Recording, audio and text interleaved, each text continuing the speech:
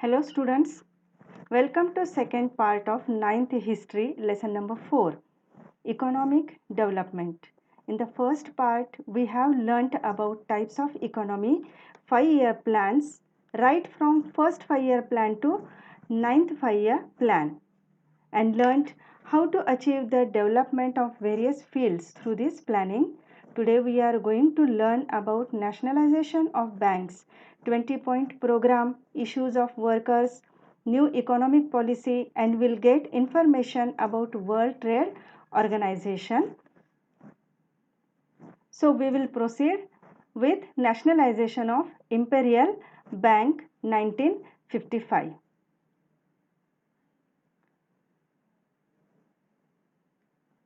First, banking was the monopoly of the private sector.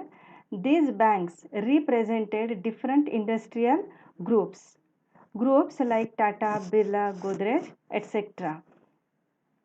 They were working towards developing industrial sector and increasing its profits. So these private groups were interested in their personal development. So Government of India decided to have banks, those who will work in interest of nation and its citizens. The government nationalized the Imperial Bank in 1955 and it got converted into State Bank of India. It played a major role in development.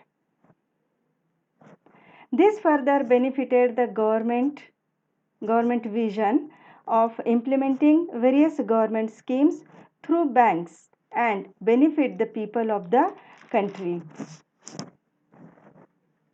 Next, nationalization of commercial banks or background of this 1969. Background of nationalization we can say. Nationalization of banks was essential to cover the deficits if they occurred while implementing different schemes. The profits of these banks would come to the government once they were nationalized. For example, loan waivers to the victims like farmers and poor, making available subsidized interest rates to the needful, like small scale industries, farmers, and startups. Number 2, the policy of developing small industries and pharmaceutical industries had to be implemented. For example, developing pharmaceutical industries was needed to become self-sufficient in medicines, as dependability on other nations for medicines might hamper the national interest, like making available basic medicines in cheaper cost, sufficient availability of vaccination to its citizens. Developing small scale industries helped in achieving self employment, local employment, and indigenous production of goods. Lal Bahadur Shastri undertook the Green Revolution in order to overcome food shortages and droughts. Here, through nationalized banks, it was possible to help drought affected farmers with government subsidized loans. Congress Forum for Socialist Action, a group in the Congress party inspired by socialist ideas, demanded nationalization of commercial banks. They were supported by the Communist Party. See, the socialist ideas always prefer and believe in improving national interest and not personal benefits. So they strongly recommended nationalization of banks.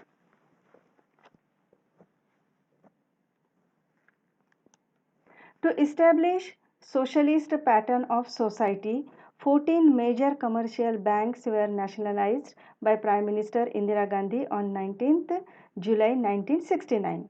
6 more banks were nationalized in 1980. All these nationalized banks started governing under Reserve Bank of India, which was an autonomous body functioning in benefit of nation. Come to the next point, 20-point program. 20-point program. Prime Minister Indira Gandhi announced the 20-point program on 1st July 1975 and resolved to make efforts towards rapidly becoming a developed nation.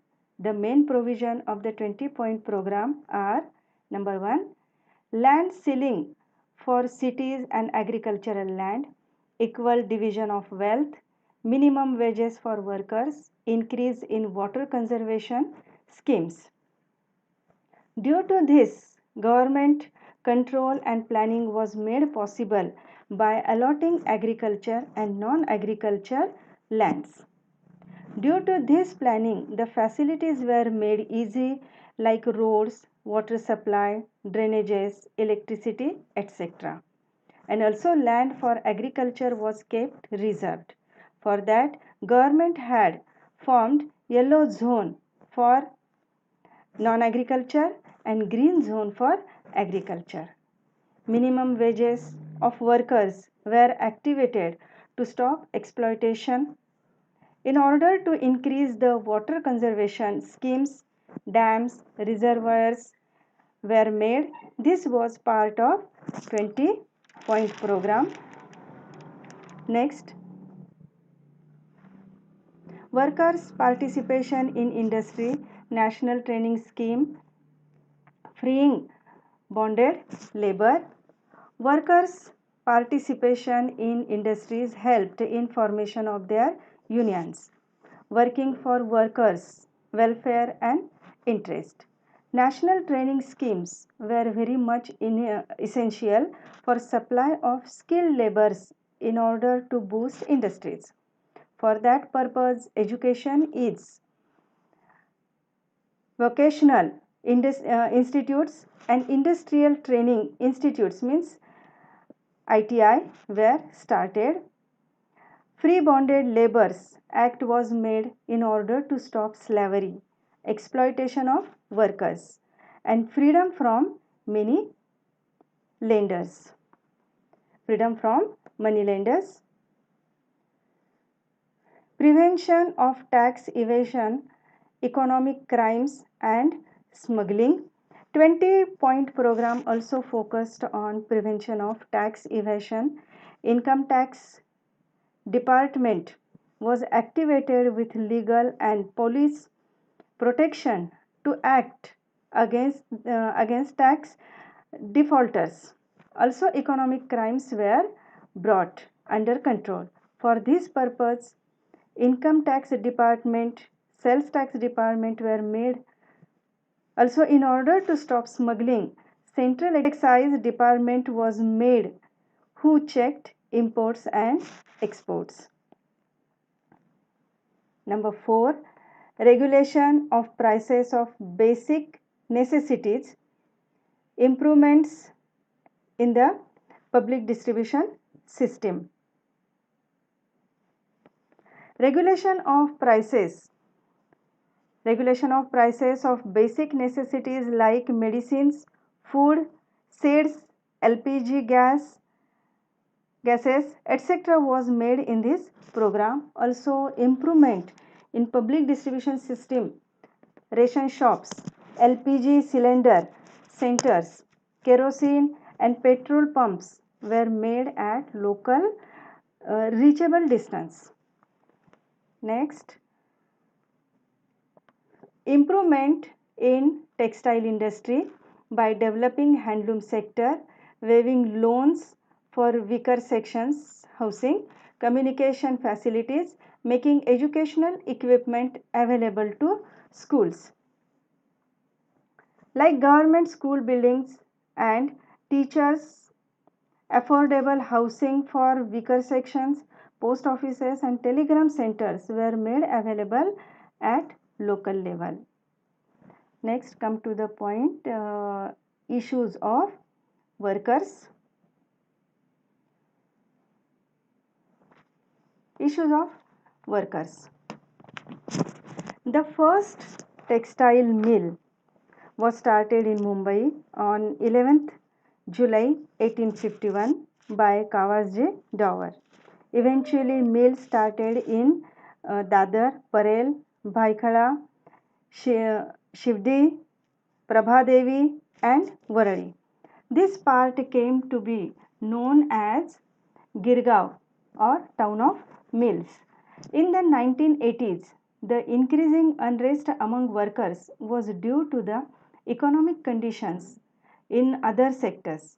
In some industries, the wages of the workers were increasing. They were also getting more amounts as bonus. They were getting more facilities than the textile workers.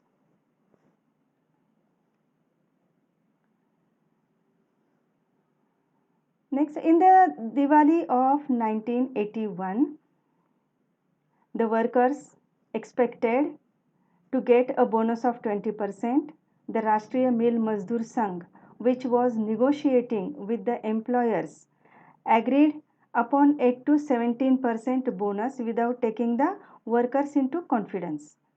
The cut in the bonus proved to be the cause of unrest. Some workers went to Dr. Datta Samant. They asked him to accept their leadership. Workers of 65 mills came together and Dr. Datta Samant led the strike. On 18th January 1982, 2.5 lakh workers went on a strike. Girgaon mills stopped running, making it seem like Mumbai's heart stopped throbbing. Next, then the Chief Minister of Maharashtra, Barrister A.R. Antule, set up a committee to solve this issue. Later, Babasaheb Bhosle became the Chief Minister of Maharashtra state. He insisted that, as per law, he would talk only with the Rashtriya Mil Mazdoor Sangh. Dr. Datta Samant demanded that the law be revoked, means officially it should be cancelled. In the beginning, the striking workers received help from their native villages. It was also not very difficult for them to help each other. They set up departmental committees and distributed food grains, assistance in the form of funds, etc. The left parties had supported the strike.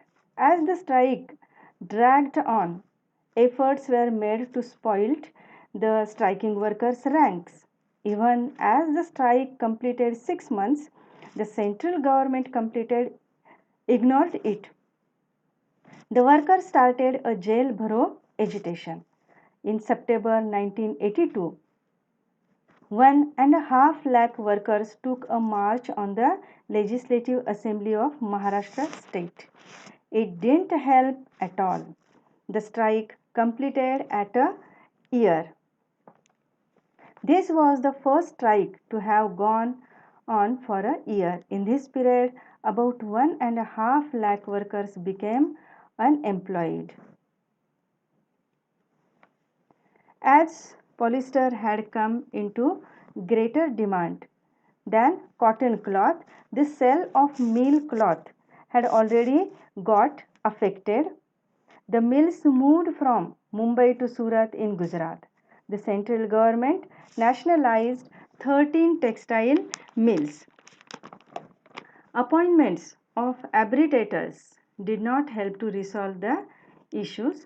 In a, in a nutshell, the strike of textile mill workers was a miserable failure.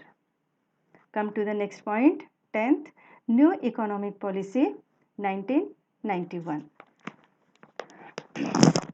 Grave economic crisis prior to 1991 led to adoption of new economic policy proposed by Finance Minister Dr. Manmohan Singh under the leadership of Prime Minister P.V. Narasimha Rao. So India was facing the severe economic crisis prior to 1991.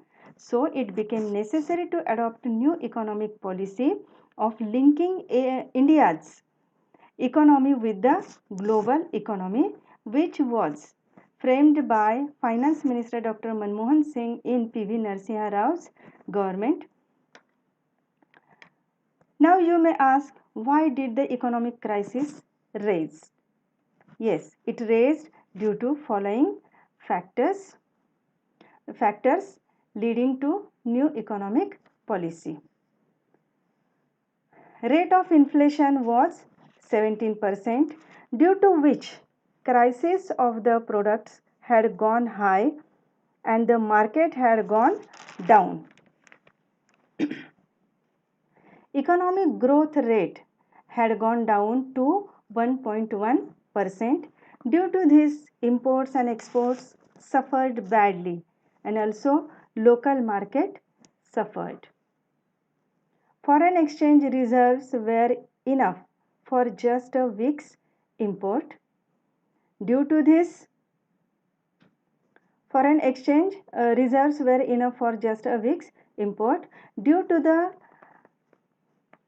severe downfall in exports, the foreign exchange reserves that are needed at international level marketing suffered badly. So, buying capacity of India was in danger.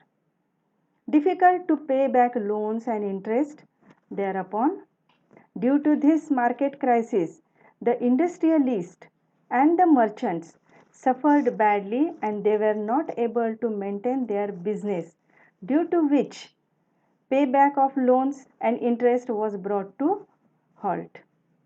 Number 5, liability of over 10,000 crore rupees on loan waiver given by the VP Singh government. This all happened due to the poor economic plans and schemes of VP Singh's government. Proportion of internal loans of central and state governments together constituted 55% of gross domestic product. Foreign loans increased from 2,350 crores in 1980 to 1981 to 8,380 crores in 1990 as exchange reserves of only 100 crores. This shows how economy was on oxygen in those days and hence it needed strong and through new economic planning. So that's why it needed strong and new economic planning. Number 8, oil prices increased due to invasion of Kuwait by Iraq. In addition to this, oil prices increased as Iraq attacked Kuwait. Non-resident Indians also started withdrawing deposits in foreign currency from India. This instability in economy created doubts in the mind of NRI, means non-resident Indians. So they started withdrawing the foreign currencies from India. Next, remedies. Dr. Manmohan Singh as finance minister took many corrective steps. Means P.V. Narasimha Rao appointed Dr. Manmohan Singh as finance minister, who was governor of RBI and experienced campaigner. In order to find a way out of this situation, Dr. Singh undertook many corrective measures. The situation began to change. He removed restriction on foreign investment and restricted license system to 18 industries. The main objective was to plunge Indian economy into flow of globalization and to give it a new lift on market orientation. The license restrictions were reduced due to red tape attitude. Number 3, opened up public sector for private industries. This increased participation of private players in all the sectors of economy. Reserved numbers of sectors for government were also reduced. Regulated share market by establishing SEBI, CB, SEBI in 1992 and computerized National Stock Exchange. This helped in public participation and investments in raising the capital for industries through share markets. The establishment of SEBI, SEBI means this is a governing body, boosted the investors as well as industries and created trust. Number 5, gave priority to remove recession. Means it intended to bring down the rate of inflation and move towards higher economic growth to build sufficient foreign exchange reserves. This achieved economic stabilization, also permitted international flow of goods, services, human resources, capital, and technology. Next, he launched policy of privatization, liberalization, and globalization.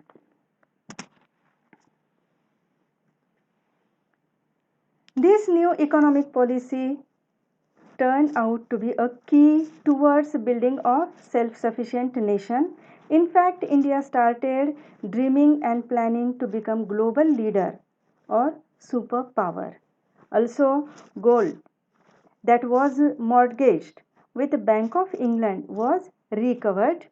This policy also proved booming up of telecom sector where mobile phone services were launched successfully throughout the country. Next point, World Trade Organization. India became a member of the WTO means World Trade Organization in 1995. The objectives of the WTO are to promote free trade among the country. Next, remove the restrictive barriers in free trade, regulate global trade with the help of formal multi-party mechanism. Next, general agreement on tariffs and trade existed prior to the establishment of the WTO. The provisions of WTO are regarding grants, import, export, foreign investment, agriculture, technology, and services. While before becoming a member of WTO, there was oppose in India for becoming a member of WTO, means member of World Trade Organization. The fears went through the country businessmen that they might lose the business due to foreign business houses. But Manmohan Singh confidently signed the General Agreement, Tariffs and Trade GATT. This turned out boon to Indian economy and facilitated import, export, foreign investment, technology and services. For example, it means for example IT industries services is commanded by Indians throughout the world. Also, automobile industry of India has captured world market and this all helped India in rapid development. There was rapid development means here what we are going to see World Trade Organization. We are getting information about World Trade Organization. There was rapid progress in the electricity, water transportation, education and health after India became the member of WTO. As per the reports of WTO, India made improvements in various areas like reduction in the below poverty line population, decline in infant mortality, availability of drinking water and wastewater management. Number 7, India signed the South Asian Preferential Trade Agreement SAPTA with the SAARC nations. For that, India removed the import restrictions on several commodities for SAARC countries, also gave discounts on import duties. India opened up the insurance sector to private and foreign investments. So in this way we have learnt about the journey of India's economy, nationalization of banks, 20-point program, issues of workers, remedies, and about World Trade Organization. Okay, I hope you understood the lesson. Thank you for watching.